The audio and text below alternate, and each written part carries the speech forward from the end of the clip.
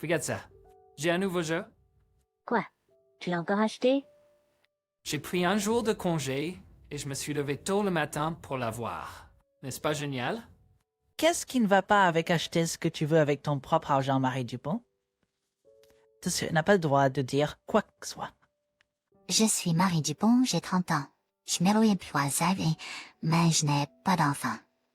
Mon mari achète toujours ce qu'il veut sans réfléchir et ne regarde jamais le prix. Cela est arrivé plusieurs fois depuis que nous sommes mariés, et j'ai essayé de le mettre en garde, mais il ne change jamais. Même après le continue de travailler et de vivre chez mes beaux-parents, chez les parents de mon mari. L'année dernière, lors de notre 2e année de mariage, ma belle-mère et mon mari ont suggéré que nous rénovions cette maison familiale. J'ai aussi pensé que ce serait une bonne idée de la rendre accessible aux personnes à mobilité réduite. En pensant à l'avenir de mes beaux-parents, et si nous avons des enfants ou quelque chose dans le futur, je ne suis même pas contre l'idée d'avoir un peu plus d'espace. Mais ma belle-mère et mon mari ont fait beaucoup de demandes et une fois que j'ai remarqué, la rénovation est devenue assez importante. La maison d'un étage serait transformée en une maison de 2 étages avec des toilettes, une salle de bain et des cuisines séparées. En somme, une maison complète pour 2 familles. Je n'ai pas vu ma belle-mère debout dans la cuisine depuis que nous sommes mariés et il est évident que je serai celle qui préparera les repas de toute façon. Dans ce cas, j'ai pensé que 2 cuisines seraient inutiles. Mais lorsque j'ai exprimé cette opinion, ma belle-mère a insisté sur le fait qu'elle ne le faisait pas parce que j'étais là et qu'elle le ferait si nous étions séparés. De plus, dans le futur, lorsque nos enfants naîtront et grandiront puis se marieront, elle a dit qu'il serait possible de vivre ensemble pour quelque chose dont nous ne savons pas combien d'années. Et je ne sais même pas ce qui va se passer. Cela me fait me demander si nous avons besoin de dépenser autant d'argent maintenant. Et bien que mon beau-père soit d'accord, et il dit qu'il n'est pas nécessaire de faire autant. Mais ni ma belle-mère, ni mon mari ne m'écouteraient si je commençais à leur dire. J'ai aussi pensé que puisque c'était une maison dans laquelle je vais vivre pendant longtemps, serait-ce un fardeau de me dire ce que j'aurais dû faire à l'époque, ou ce que j'aurais dû faire maintenant, ou ce que j'aurais dû faire plus tard. En fin de compte, ils ont parlé de rénover la maison en une maison pour 2 familles, comme ma belle-mère l'avait suggéré. Ils ont parlé de rénover la maison en une maison pour 2 familles, comme ma belle-mère l'avait suggéré. J'ai hâte. C'est bien pour nous, nous n'aurons plus à vivre face à face avec un stress supplémentaire. Ensuite, ma belle-mère a ri joyeusement. Cependant, peu de temps après que la rénovation ait été terminée, mon beau-père est tombé malade et est décédé. Contrairement à ma belle-mère, mon beau-père était un homme gentil qui s'occupait toujours de moi, donc je ne m'attendais jamais à ce qu'il me quitte si soudainement. Le fait que mon mari et ma belle-mère ne semblaient pas trop tristes à ce sujet m'a fait encore plus de peine pour mon beau-père. C'est tellement rafraîchissant de voir mon père qui me rabâchait tout le temps mourir. Je suis d'accord. Parce qu'il était très pointilleux. Même pour la maison, il se plaint tout je veux pas ceci et il ne veut pas cela. Hey Bob et Jenny, nous avons perdu notre père. C'était trop de dire ça comme ça. Mon père t'aimait et te soutenait tellement, n'est-ce pas? Dommage que tu aies perdu un allié. Avec la disparition de mon beau-père, l'attitude de mon mari et de ma belle-mère a visiblement changé. Il gaspille de plus en plus d'argent. Il n'aimait pas que je fasse attention à ça non plus. Il est devenu de plus en plus abusif. Ma belle-mère a également dit qu'elle ferait elle-même le ménage et la cuisine, mais elle n'a jamais montré aucun signe de le faire. Cependant, elle vérifie toujours les brochures de shopping et les achats à la télévision.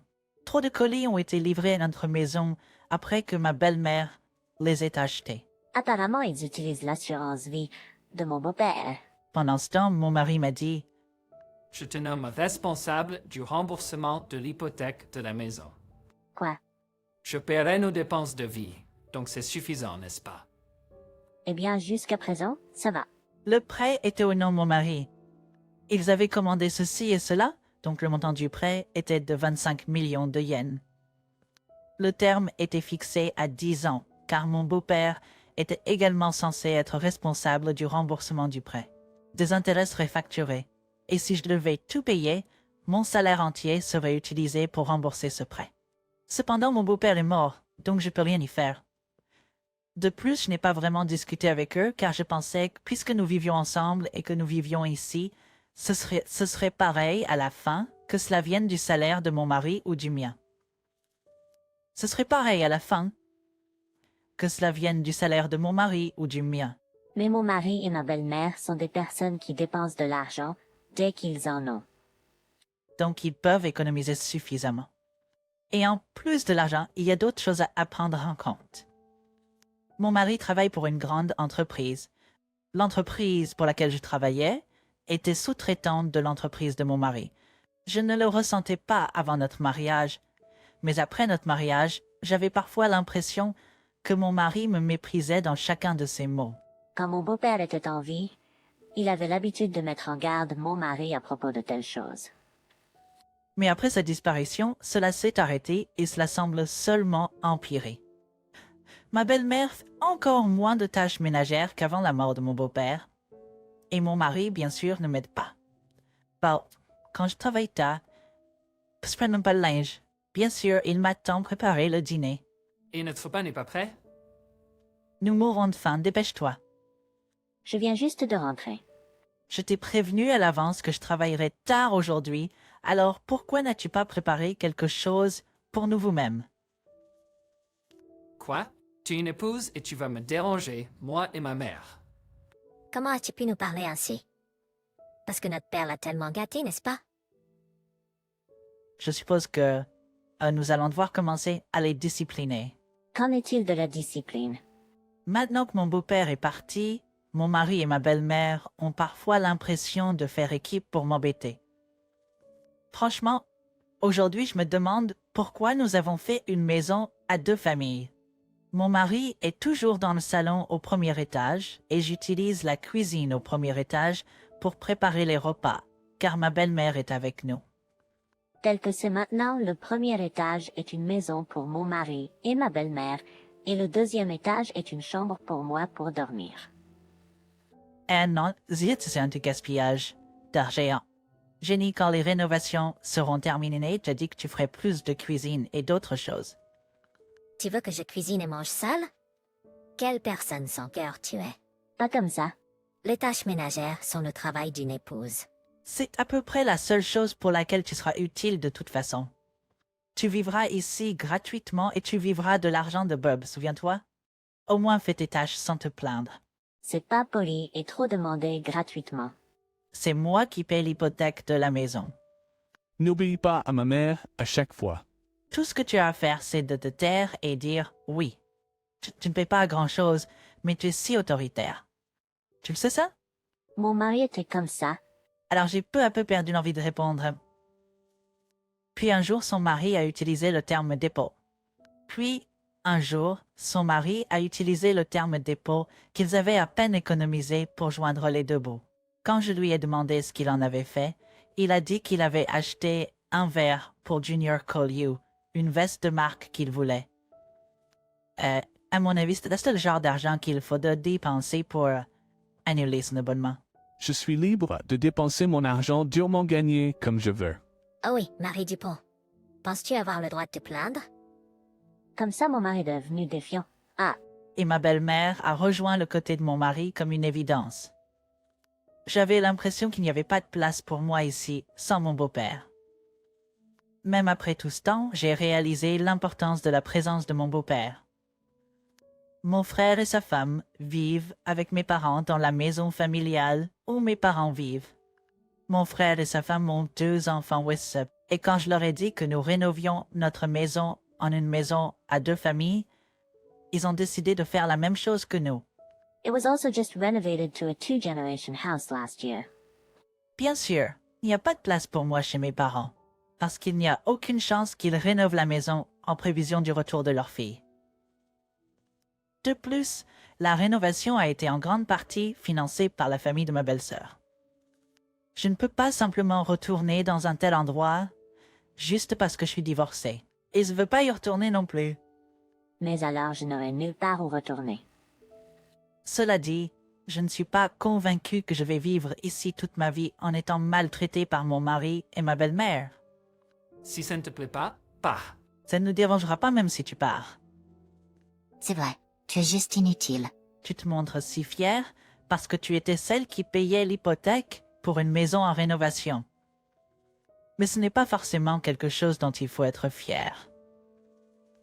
Maintenant que j'ai entendu tout ça et que mon beau-père est parti, je ne peux même pas imaginer comment je me sentirais.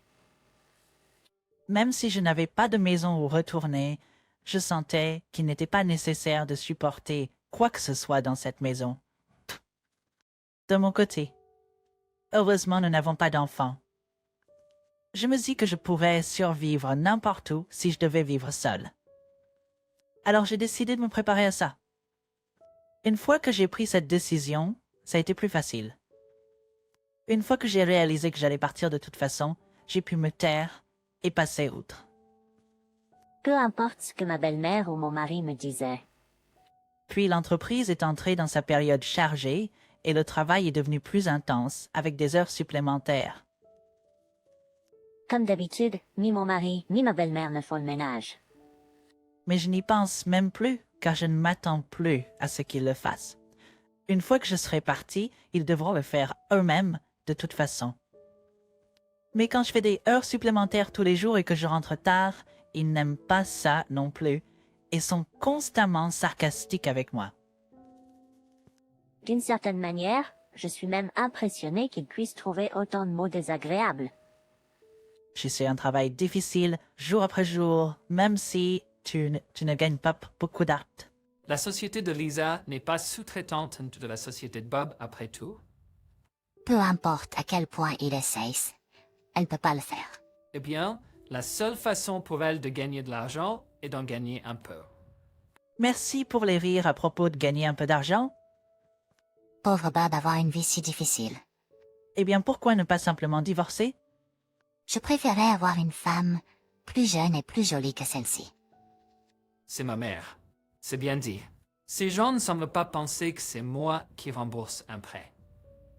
Je me demande même s'ils pensent que l'argent viendra de quelque part et sera payé automatiquement.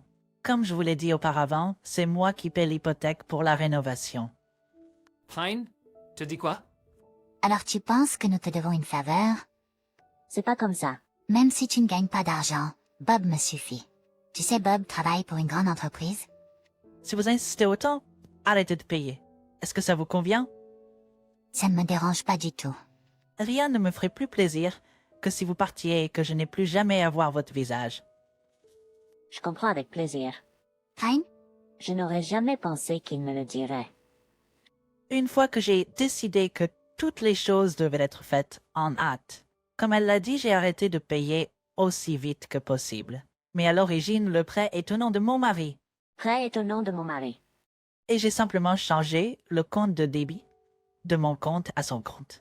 Donc j'ai quitté la maison la semaine suivante, laissant une note disant merci pour votre aide et les papiers de divorce complétés.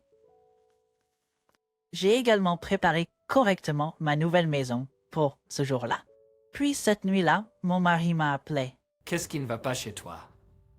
Tiens du culot? Tu penses vraiment que tu peux t'en sortir avec un divorce? Je pense que oui. Tu plaisantes? Tu penses que le mec fait? Je n'ai pas dit tout ça. Tu as juste signé les papiers de divorce et c'est tout. Alors je te divorcerai comme tu le souhaites. Si tu viens pleurer vers moi plus tard, je ne me remettrai jamais avec toi. Ça me va. Bon, alors s'il te plaît, soumets les papiers de divorce. Quand j'ai dit à mes parents que j'étais divorcée, ils étaient très inquiets et ont dit que je devrais rentrer à la maison, qu'ils s'occuperaient de ma chambre et que ma belle-sœur n'avait pas besoin d'hésiter. Mais je leur ai dit que j'allais bien. Juste l'idée d'avoir un membre de la famille qui dirait ça était rassurante. J'étais rappelé une fois de plus que c'est ça. La famille. Bien que je sois maintenant seule, j'ai décidé de penser à moi-même et de vivre en paix à partir de maintenant.